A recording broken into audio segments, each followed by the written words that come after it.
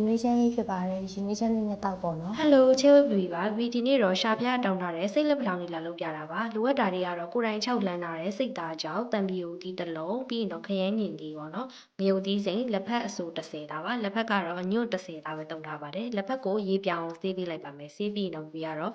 စုံထဲမှာညံ့မှုန်နေအောင်ထောင်းပေးလိုက်ပါတယ်။ဒီကိုယ်တိုင်စိတ်သားကြောင့်ဘယ်လိုလုပ်ခဲ့လဲဆိုရင်တော့စိတ်သားကိုဈေးကနေ600မိုးဝယ်လာခဲ့တယ်။အမြောင်းလေးလှီးလိုက်တယ်။စားတဲ့ချုံမှုထည့်တယ်။အရက်ဦးရေတပုံးထည့်တယ်။ပြီးရင်တော့ဒီမှာတရက်ကျော်အခုလိုမျိုးစကားပေါ်မှာတင်ပြီးလှမ်းမိလိုက်ပါတယ်။အဲ့ဒီလှမ်းထားတဲ့စိတ်သားကြောင့်တွေ6သွားတာကိုဘဘီကတော့ဒီမှာ Samsung နဲ့မီးဖို့ပေါ်မှာပဲ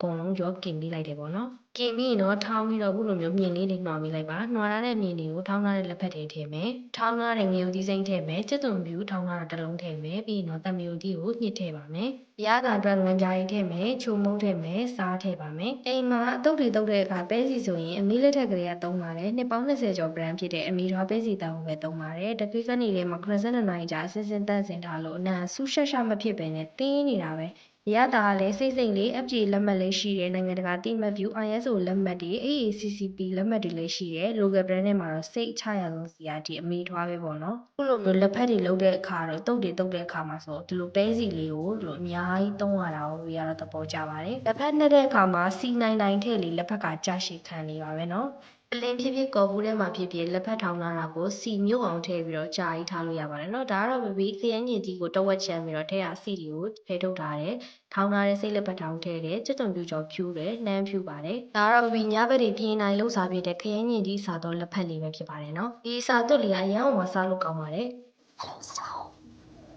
အားတော့ဘယ်အလုပ်က baby ပါစက်နဲ့ဆက်မလဲဆိုပြီးကြည့်ရင်ရွေးနေတာပဲဖြစ်ပါတယ်နောက်ဆုံးတော့ဆက်မယ်အလုပ်တွေ့တင်ပါပြီ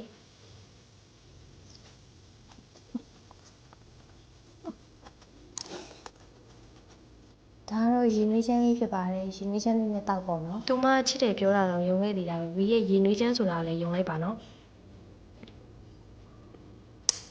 ရွေးချယ်လေးနဲ့စိတ်လက်ဖက်ထောင်းလေးနဲ့ဆို share ပဲဟုတ်လား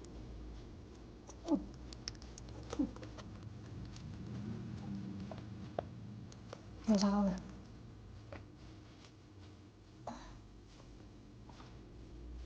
တော့ရအောင်ရွေးချယ်တောက်ကြပါအောင်